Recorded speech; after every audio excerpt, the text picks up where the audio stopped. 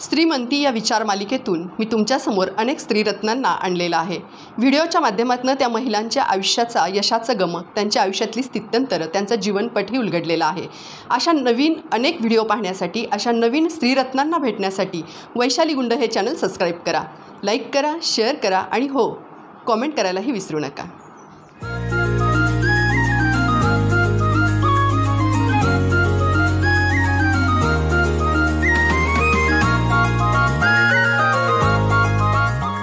प्रत्येक व्यक्तीला मी सुंदर दिसावं असं नेहमी वाटत असतं. सुडौल बांधा असला पाहिजे, चेहऱ्यावर तेज असलं पाहिजे, अगदी लाली लिपस्टिक या भाषेत जर म्हणायचं म्हटलं तर न लावता सुद्धा मी सुंदर दिसलं पाहिजे, हे असं प्रत्येकालाच वाटत असतं. पण ते इतकं सोपं असतं का? किंवा ते शक्य आहे का? आणि ठरवलं तर काहीच अवघड नाही असंही म्हणता येईल. आज आपण डॉक्टर सोनाली घोंगडे यांना भेटणार आहोत, त्यांच्याशी बातचीत करणार आहोत. वेगवेगळ्या विषयावर आपण त्यांच्याशी त्यांची मतं जाणून घेणार आहोत. नमस्कार डॉक्टर. खरं तर तुमच्याकडे पाहिल्यानंतर असं वाटतं की अरे मला पण असं होतं आलं तर. कारण पहिला जेव्हा पेशंट येतो तेव्हा तो तुमच्या प्रेमात पडतो.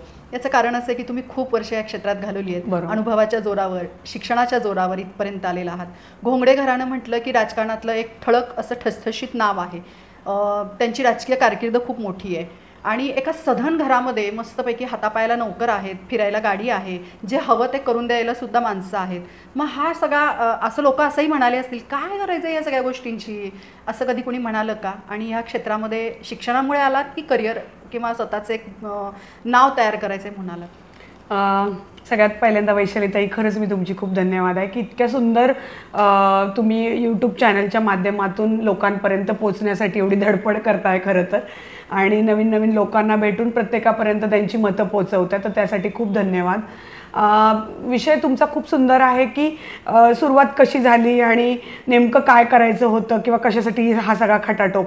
तर मुळात जसं तुम्ही बोलल्या की खरं तर माहेरीही काही कमी नव्हती आणि तशी सासरीही काही कमी नव्हती, पण मला असं वाटतं की प्रत्येक स्त्रीनी आपल्या स्वतःचं कर्तृत्व ओळखून तिच्यामधले जे गुण आहेत त्याला जर वाव दिला तर काही कमी असणं किंवा जास्त असणं ह्याच्यापेक्षा तिचं स्वतःचं स्त्रीत्व असणं खूप महत्त्वाचं आहे.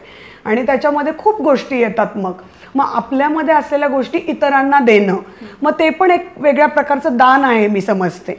आणि त्या पद्धतीने जर तुम्ही केलं तर एक मानसिक शांती खूप महत्त्वाची असते आपल्याला. आणि आपलं जे काही स्वतःची ओळख जी आपण तयार करतो, मला असं स्वतःला वाटतं की ह्याच्यापेक्षा मोठं समाधान आयुष्यात स्त्रीसाठी तर कुठलं नसतं. तर मी पहिल्यापासून माझ्या डोक्यात असं काही खूप नव्हतं, कारण वयाच्या 21व्या वर्षी माझं लग्न झालं. तर त्यावेळी या फॅमिलीमध्ये, घोंगडे फॅमिलीमध्ये येताना तर सांगताना तर असं सांगितलं होतं की करिअर वगैरे काही करता येणार नाही, की म्हणजे असं टिपिकल एक आपण म्हणतो की बायको किंवा सून अशी असावी. तर त्यावेळी तर सगळ्या गोष्टी मी बाजूला ठेवूनच घरामध्ये पाऊल ठेवलं होतं. परंतु नंतर खरं बघायला गेलं तर जस्ट एका डॉक्टरांकडे मी डोळे चेकअप करण्यासाठी माझ्या मिस्टरांना घेऊन गेले होते. तर तिथून ज्यावेळी माझी डिग्री त्यांनी ऐकली आणि माझ्या कामाची पद्धत जी मी लग्नाआधी करत होते, माझी प्रॅक्टिस वगैरे, ती ऐकल्यानंतर ते म्हणाले, अरे तू काम का नाही चालू करत तुझं?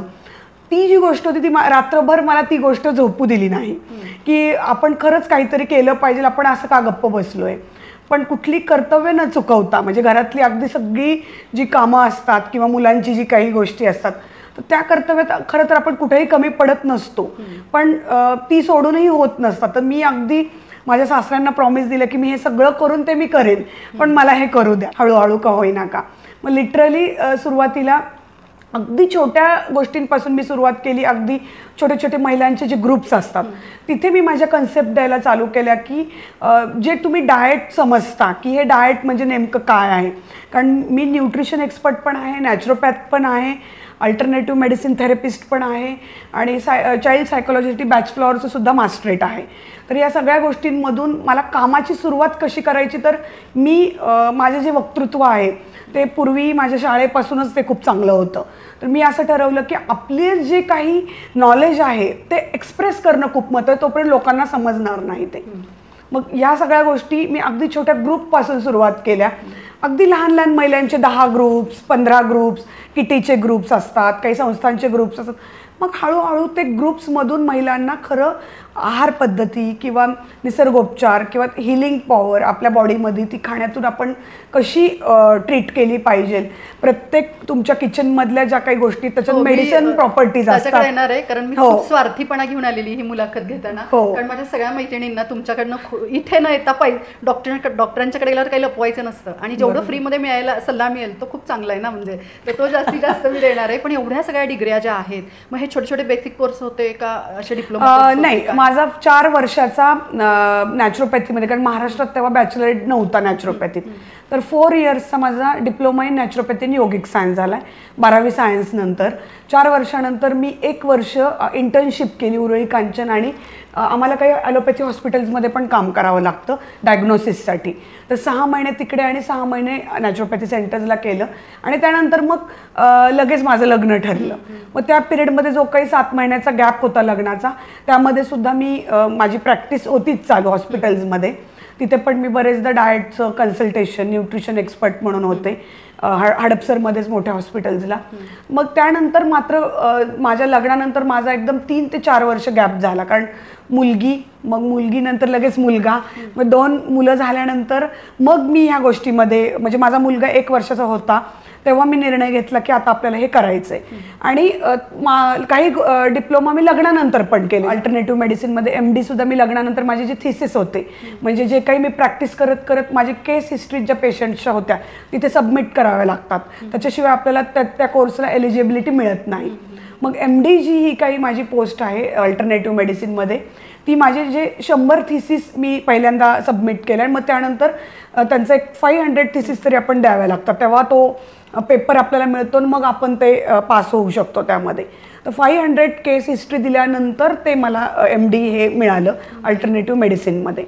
मग हा असा माझा प्रवास होता. म्हणजे काही गोष्टी मी लग्नानंतर पण केल्या, कारण मला बरेचसे आवड पण होती आणि लग्न झाल्यानंतर त्या कराव्या लागल्या, कारण लग्नच ठरलं आधी म्हणून. खरं चांगली गोष्ट आहे. आई वडिलांनी जे केले ते योग्य, कारण या राजशाही घरामध्ये पडल्यानंतर इथून परमिशन मिळाली, हे पण खूप मोठी गोष्ट आहे. डाएट हा शब्द आता इतका गुळगुळीत झालेला आहे की तो आता घसरून पडतो की काय, असा इतका म्हणजे पावसाळ्यात तसा पाय घसरावा तसा. पण प्रत्येकजण आपापल्या मनाने यूट्यूब चॅनल सर्च केलं की 500 व्हिडिओ त्याच्यावर येतात. प्रत्येकजण आपापल्या पद्धतीनं डाएट करतं. म्हणजे कोण मग करेलाचाच रस पिल, नंतर कोण भोपळ्याचाच रस पिल, असं ऐकून कारण काय होतं बऱ्याचदा डॉक्टरांच्याकडे जाणं आणि ती निगेटिव्हिटी जाडी वाढल्यानंतर किंवा बारीक झाल्यानंतर शरीरातल्या काही बदलांमुळे आलेली असती. ॲक्च्युली डाएटचं डेफिनेशन काय, म्हणजे डाएट म्हणजे नक्की काय? डाएट म्हणजे मी तुम्हाला नक्कीच हे सांगेन की डाएटचा अर्थ वजन कमी करणं किंवा वजन वाढवणं असा नाही आहे. डाएटचा अर्थ आहे की चांगलं जेवण करणं. बरेचदा आपण मैत्रिणी एकमेकींना म्हणतो थोडीशी बारीक दिसली का गं डाएट करतेस का, किंवा काही खाल्लं नाही ताटात तर काय का गं डाएट करतेस का. तर खरं बघायला गेलं तर डाएट हे आपल्या रेग्युलर जेवणामध्ये असं पाहिजे की ज्याच्यामुळे आपण चालू शकतो, बोलू शकतो, लिहू शकतो, फिरू शकतो, आपल्या ॲक्टिव्हिटी करू शकतो. परंतु डाएट असं असावं की ज्यावेळी आपल्या शरीरामध्ये एखादी रोग जंतू एंटर करतात आणि त्यावेळी आपली प्रतिकारशक्ती वाढावी. जसं कोरोनामध्ये तुम्हाला कळालं की याच्याशिवाय कुठला पर्याय नव्हता, म्हणजे कुठलंही मेडिसिन याला कामं आलं नाही, पण आपली इम्युनिटी कामाला आली. तर ही इम्युनिटी वाढवण्यासाठी किंवा स्टोअर करण्यासाठी जो आहार रोज आपण घेतला पाहिजे त्याला डाएट म्हणायचं. की कारण बरेचदा काय होतं की फक्त वेट लॉस आणि वेट गेन, म्हणजे जिम किंवा डाएट हा एकच शब्द आपल्या डोक्यात बसला आहे, पण अगदी केसांपासून ते नखांपर्यंत डाएटच आपल्याला हेल्प करतं.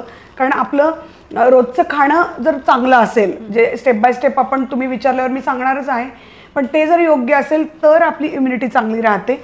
आणि खूप गोष्टींमध्ये आपल्याला मदत होते की ज्यावेळी आपण आजारी पडतो मग लगेच बरं होणं महत्त्वाचं आहे का मग खूप कालानंतर खूप ट्रीटमेंट्स घेऊन मग बरं होणं आणि मग पुन्हा दुसऱ्या महिन्यात आजारी पडणं, हा जो ही जी सायकल असते ते लक्षण आहे आपल्या रोगप्रतिकारक शक्तीचं कमतरता असणं. म्हणजे याचा अर्थ की आपण डाएट या शब्दाला चुकीचा अर्थ काढून करत असतो. रोज आपण जे काही महत्त्वाच्या गोष्टी घेतल्या पाहिजे त्या घेतल्या जात नाही, त्यामुळे डाएटला चुकीचं घेतलं जातं आणि रोज ज्या पद्धतीने घेतलं पाहिजे, ज्या गोष्टींसाठी घेतलं पाहिजे, ज्याचा पर्पज आहे ते घेतलंच जात नाही. मुळात हाच प्रामाणिक माझा हेतू होता की खरा अर्थ ह्याचा लोकांपर्यंत पोचवायचा आणि लोकांना बरं करायचं. पण डाएट म्हटल्यानंतर तुमच्याकडे आम्ही आलं की तुम्ही आम्हाला स्मूदी किंवा ते काय म्हणतात ज्युसेस वगैरे देता. बऱ्याचदा काय होतं, टेम्पटिंग खाण्याची सवय असते. म्हणजे आता बघा, मंचुरियन, चायनीज अशा सवयी झालेल्या असतात. मग त्या सगळ्या ज्या टेस्ट असतात ते टेस्टलेस वाटतात आम्हाला. ऍक्च्युली ते शरीरासाठी खूप चांगले असतात, मान्य आहे. पण मग आहार घेण्यासाठी किंवा तो जिभेला लागण्यासाठी किंवा मग त्यातून ते सगळं ते कसं मेंटेन करायचं, कारण आम्हाला जिभेची सवय टेस्टची, पोटाला काय ते बरोबर. तर नेमकं आता खूप सुंदर प्रश्न ताई विचारला तुम्ही. मुळात कसं असतं माहिती आहे का, की आपण जसं म्हणतो जैसा अन्न वैसा मन.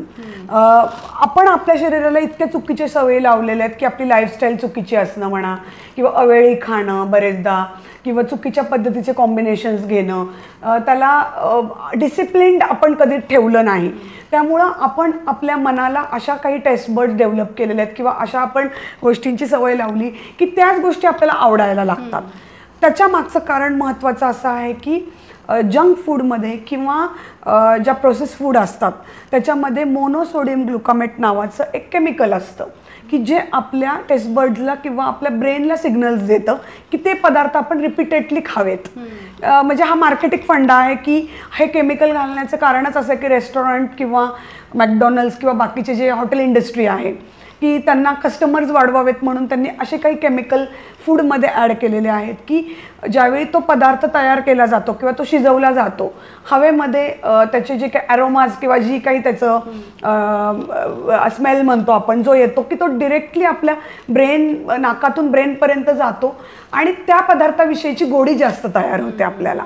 आणि त्यामुळं जंक फूडकडे कल लोकांचा खूप वाढत जातो. मग जसं तुम्ही म्हणाले की कधी कधी काहीतरी वेगळं खावं असं वाटतं, ऑफकोर्स ते तुम्ही खाल्लंच पाहिजेत. असं काही नाही आहे की महिन्यातले 30 दिवसाचे 30 दिवस तुम्ही अगदी स्ट्रिक्ट खाल्लं पाहिजे, परंतु 25 डेज जर तुम्ही हेल्दी फूड खाल्लं आणि 5 डेज जर तुमच्या इच्छेप्रमाणे अगदी भजी, वडापाव, घरातल्या तळलेल्या गोष्टी घरातल्या खाव्यात असं मी जास्त जोर देईन बाहेरचं खाण्यापेक्षा. पण घरात वेगवेगळे पदार्थ करून तुम्ही नक्की चीट डे किंवा वेगळं खाऊ शकता.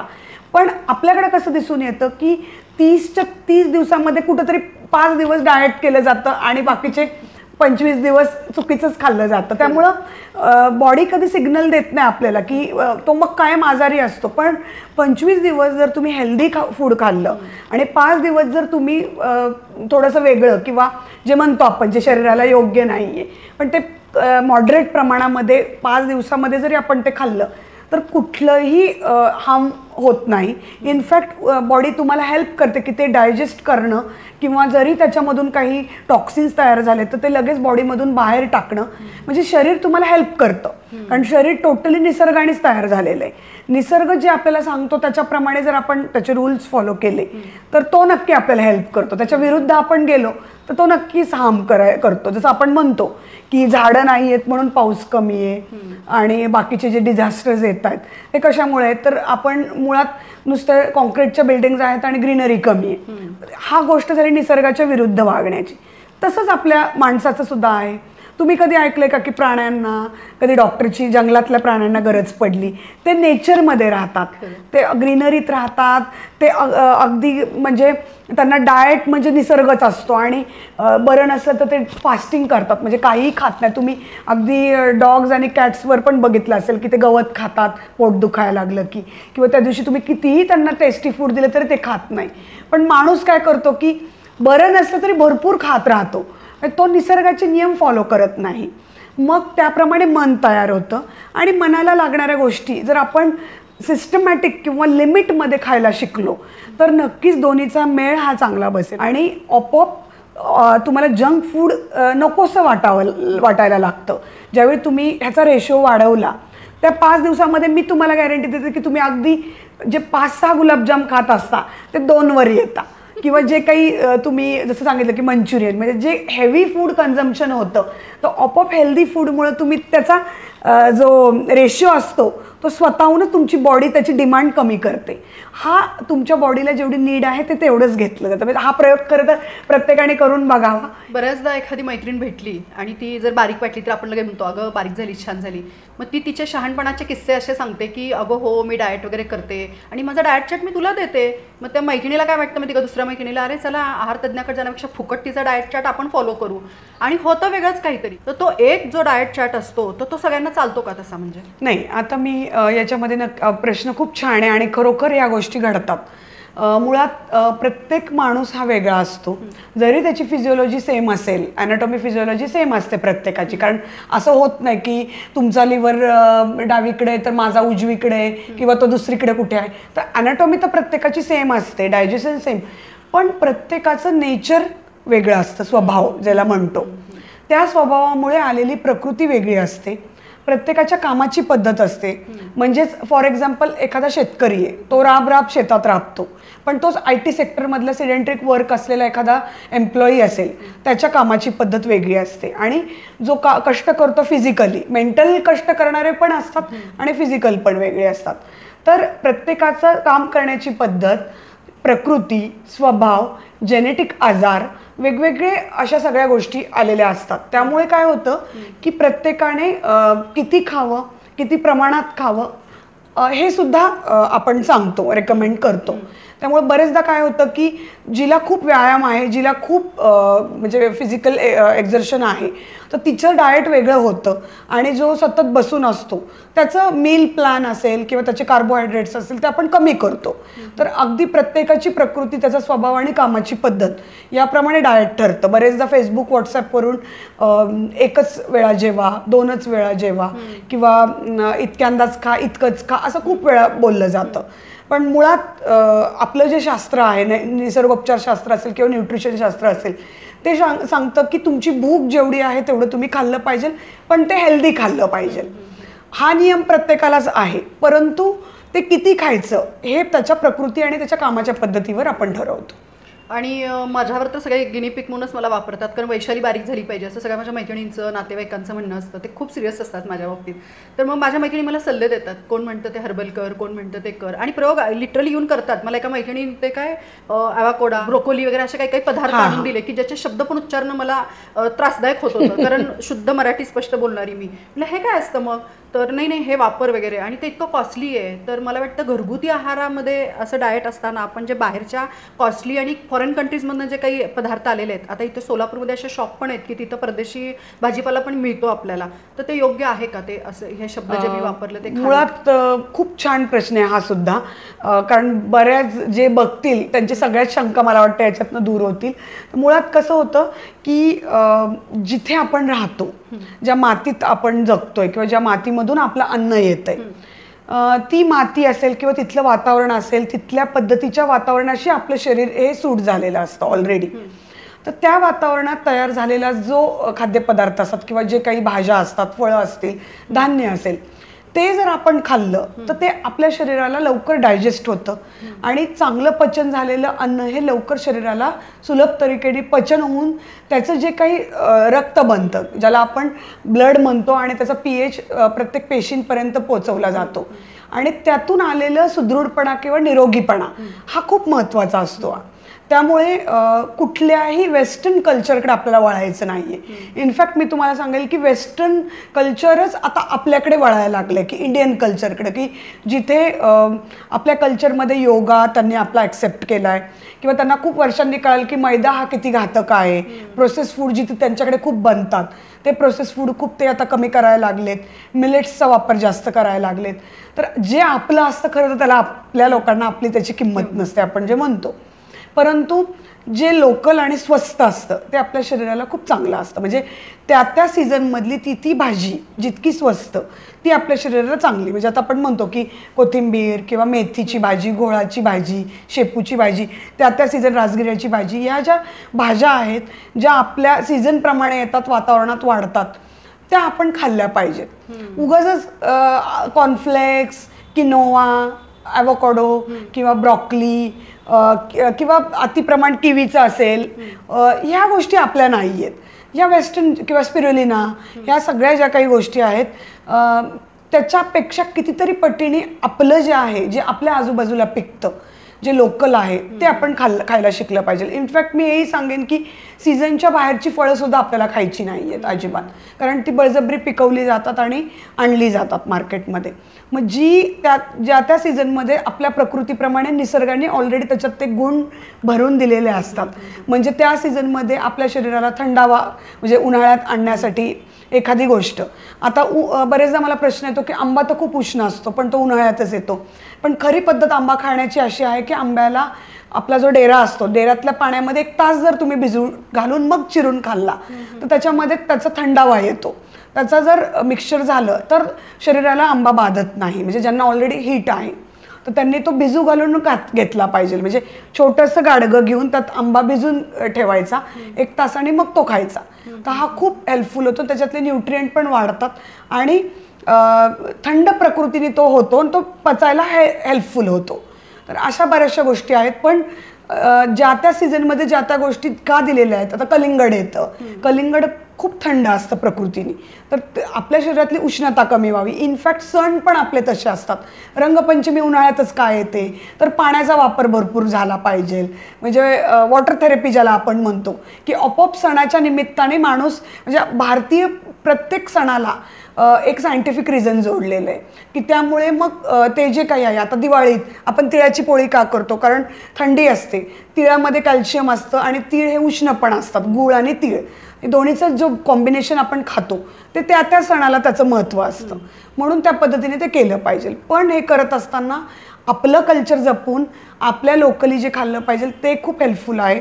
कुठल्याही वेस्टर्नकडे जाण्याची गरज नाही. या पदार्थाला पर्यायी आहारामधले कुठले आहेत म्हणजे नक्कीच मी तुम्हाला सांगेन की जसं तुम्ही ॲव्होकाडो बोलले तर ॲव्होकाडोपेक्षाही आता जे पायनॅपल येतं आहे म्हणजे ऑरेंज असेल पायनॅपल असेल पेरू सगळ्यात तुम्हाला व्हिटॅमिन सी देतं.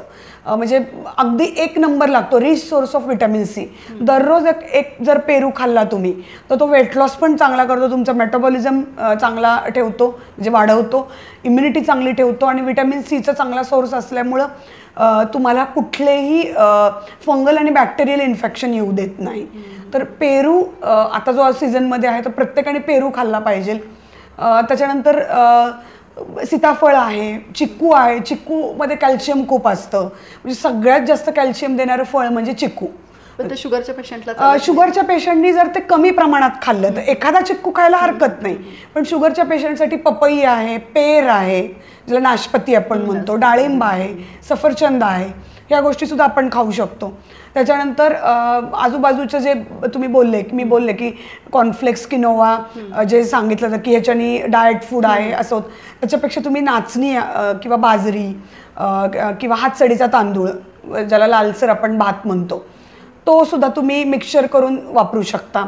किंवा ज्वारी तर सगळ्यात बेस्ट आहे. ज्वारीमध्ये प्रोटीन कॅल्शियम आणि मॅग्नेशियमचा खूप चांगला सोर्स आहे. आता ज्वारीची एक पोस्ट व्हॉट्सअपवर फिरतीये की चपाती खाऊ नका ज्वारी खावा. हो. चपाती घातक आहे का शरीराला? चपाती अशी घातक नाहीये पण बरेच जणांना ग्लुटनची ॲलर्जी असते किंवा ग्लुटन लवकर पचत नाही ज्यांचं ऑलरेडी डायजेशन खूप वीक असतं. पण मी नक्कीच सांगेल की चपातीपेक्षा तर ज्वारी कधीही चांगली कारण ती पचायलाही जडेल.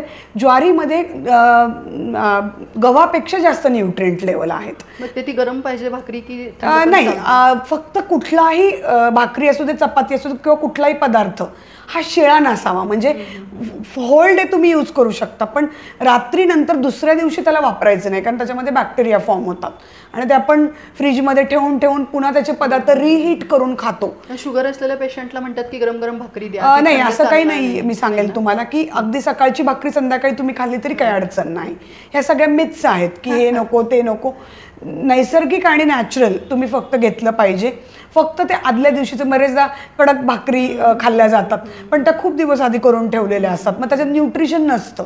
म्हणून शक्यतो ते टाळलं पाहिजे कारण कडक पदार्थ सुद्धा शरीराला तेवढेच घातक असतात. म्हणून लोकल खा आणि हेल्दी राहा. जे आम्ही नेहमी सल्ला देतो की कुठल्याही फॅन्सी फूडकडे वळू नका की ते आपल्याला हेल्थ देत नाही. उलट ते इतकं महाग असतं आणि परवडणारही नसतं पण आपल्या डोक्यात बसलेलं असतं की जे दुसऱ्याचं ते खूप चांगलं आणि जे आपलं ते आपण त्यात काही ना काहीतरी बाजूला ठेवतो किंवा आपलं असतं म्हणून थोडंसं दुर्लक्ष होतं. असं काही नाही आहे. तुम्ही लोकल फूडचा जास्तीत जास्त वापर केला पाहिजे. असा कुठला जेवणातला दररोजचा असा पदार्थ आहे की जो दिवसभर आपल्याला प्रोटेक्ट करेल? तर तुमची प्रोसेस काय पेशंटसाठी? आणि मी माझं एक स्वतःचं प्रोडक्ट तयार केलं की ज्याच्यामध्ये